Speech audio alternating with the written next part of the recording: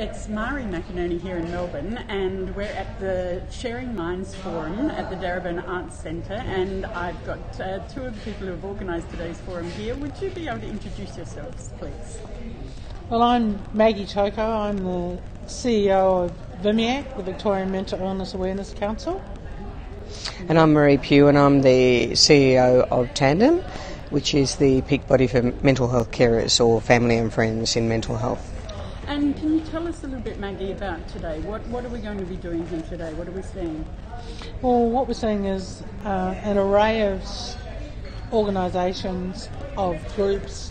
We're very conscious that COLD is not necessarily what we want to say people are, but it's the culturally and linguistically diverse communities.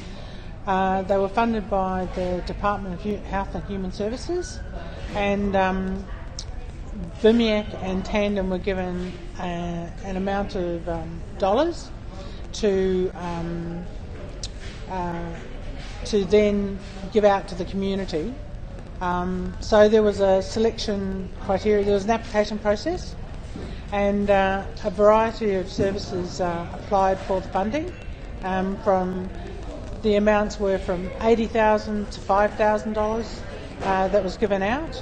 And today is an opportunity to showcase what those groups who were successful showcase what they've done. And can you give Marie or Maggie a bit of a description of what sorts of projects they were and what kinds of communities are involved? Well, there was a Greek. I might go first, Marie. There was a Greek GLBTIQ group. There was the Iranian Women's Choir. Marie? There's Oromo groups, there's Tamilo groups, there's Rohingya groups. It's a very good cross-section. We've got rural as well as metropolitan groups. So the main aim really is to address the stigma and, I guess, different understandings of mental health and wellbeing amongst immigrant and refugee communities, because we do tend to think that you can translate things from English into other languages and that the meaning is also transmitted, but that's not actually a reality. So hopefully this helps to address some of that. And is this an ongoing thing, or is does it now stop? Well, we'd like to think it would be ongoing, but at the moment it's just a one-off. It's a one-off. But again, I think highlighting what these groups have done in a short amount of time is quite amazing. So I would like to think that it's recognised by the powers that be, that it's a valuable exercise. What will be some of the lessons, do you think, that we'll draw from it in terms of what the communities themselves have done, but also what policymakers and governments need to look at? I guess from the perspective of family and friends, often, particularly in multicultural immigrant refugee communities, it's important to take a holistic view of mental health and wellbeing. It's not the Western view that we tend to think of. And I guess that with this, I'm hoping that we learn things that we can actually transmit to mainstream services, so that we learn to understand and listen to what the stories are and work with those understandings rather than imposing our own Western views. So from a service delivery point of view, I hope that's what we learn. From policymakers, I hope they don't continue to perhaps, not that they've always done it, this project is a really good example, as Maggie says, of them being willing to listen and respond, to allow, I guess, different points of view to shape the way our mental health services are actually provided to community, for community. An example you could give of where that shift could take place?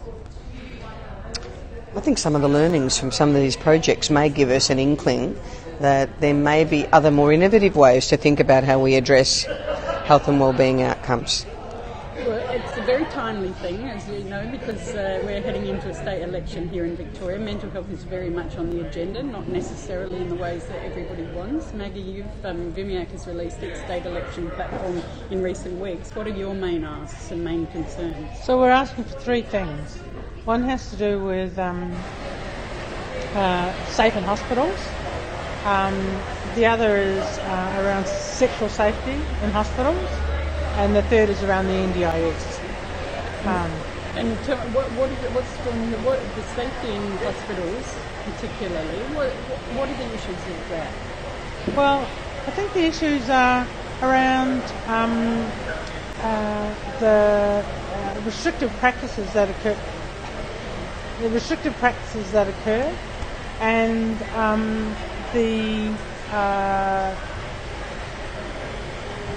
the level of reform around hospitals and consumers. So we're talking restraint, seclusion, That's right. medications. That's right. Not always a choice of consumers. Yeah. So we're talking around those issues, and then around the sexual safety in hospitals. The report from the Mental Health Complaints Commission was quite damning of, The right to be safe. The right to report. be safe. And the third around the NDIS because of the decimation of the MHCSS. There's nowhere for there's nowhere for consumers to go, or family for that matter, to go because those support services have been slowly taken away. We're going to talk to Indigo Guy a little bit later about more detail about that, but that's a huge issue, isn't it, at the moment in Victoria? Marie, you released your state election platform yesterday. We have. What are your main asks? We have our main ones. We share with VMIAC our concern around safety. Our concern around safety is around upholding recommendations that came out of Right to be Safe and also the Ducat Review. So it's safety for all in the mental health system. Whether that be consumers first and foremost, but also staff and family. The other things that we've asked for are inclusive services. We've also asked for funded services, so a very holistic view of providing a service mix. And we have also asked for a fair mental health service system. So there are our 4 asks. And where can people find yours? On our website, it's there. People can, which is at www.tandemcarers.org.au. We also have a petition people can sign in support of our 4 asks, and also we're sharing stories. So if people would like to add their story, we can then share that and use that as part of our lead up to our election campaign.